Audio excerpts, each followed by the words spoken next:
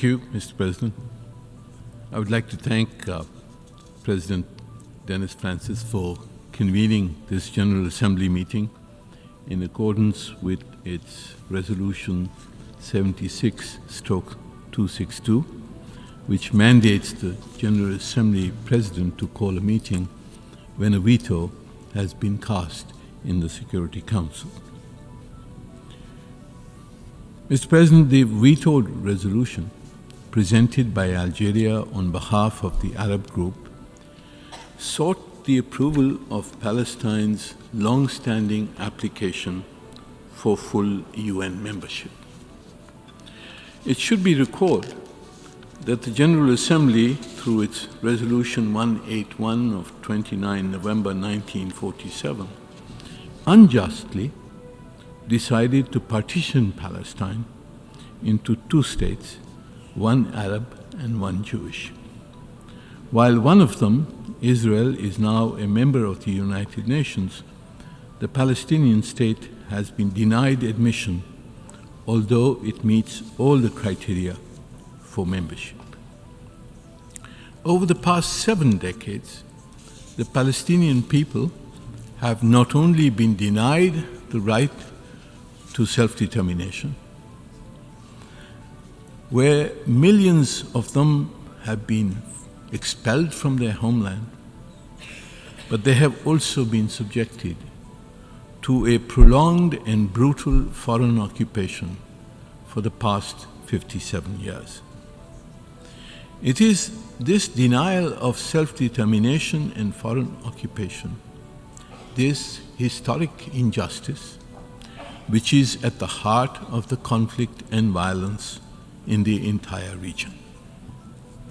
In Israel's latest brutal war against the Palestinian people in Gaza, over 35,000 Palestinian civilians, mostly women and children, have been killed, thousands more injured, and 2 million displaced by Israel's indiscriminate bombing of homes, schools, hospitals, civilian infrastructure, and religious sites across Gaza. Humanitarian aid has been blocked, humanitarian workers deliberately targeted, and the UN Relief Agency demonized to intensify the suffering of the Palestinian people. Famine and pestilence stalk the people of Gaza. The International Court of Justice has called this plausible genocide. Israel has disregarded the demands of the Security Council and the General Assembly for an immediate ceasefire. It has failed to implement the provisional measures prescribed by the International Court of Justice.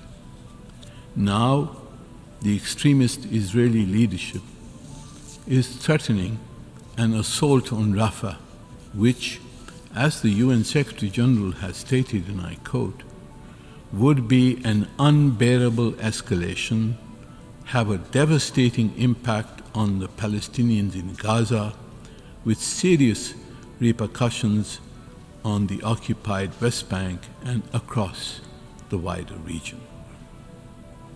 Mr. President, let me tell the Israeli representative that the outlaw Israeli regime cannot divert attention from its crimes by leveling calumny against the Islamic countries.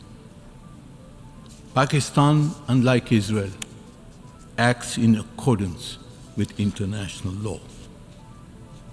This Assembly and the entire United Nations membership must firstly enforce an immediate halt to hostilities and an end to Israel's genocidal actions in Gaza. And we must consider what these actions for enforcement must be.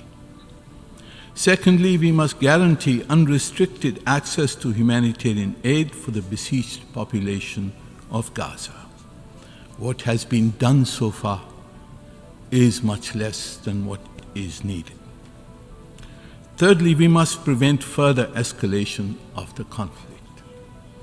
Israel has tried to provoke such an escalation, and we appreciate the restraint which has been shown in the response. Fourthly, we must provide international protection for the Palestinian population.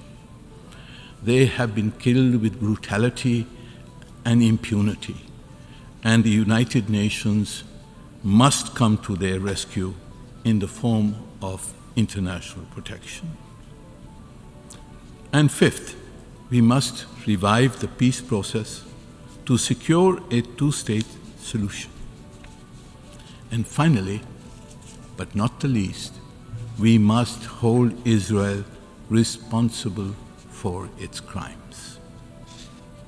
Mr. President, in the wake of the Gaza devastation, the only glimmer of hope has been the universal recognition of the imperative for a two-state solution. The admission of the State of Palestine as a full member of the United Nations would constitute a concrete political step towards the two-state solution and towards rectifying the historic injustice against the Palestinian people. The veto cast against Palestine's admission erodes the credibility of the assurances that have been held out of support for a two-state solution.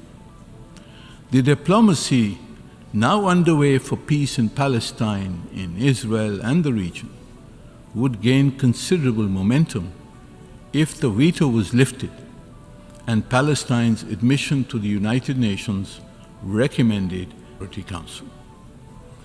Mr. President, this Assembly, reflecting the wishes of the international community, must urge the Security Council to reconsider and to recommend Palestine's application for membership of the United Nations. I thank you, sir.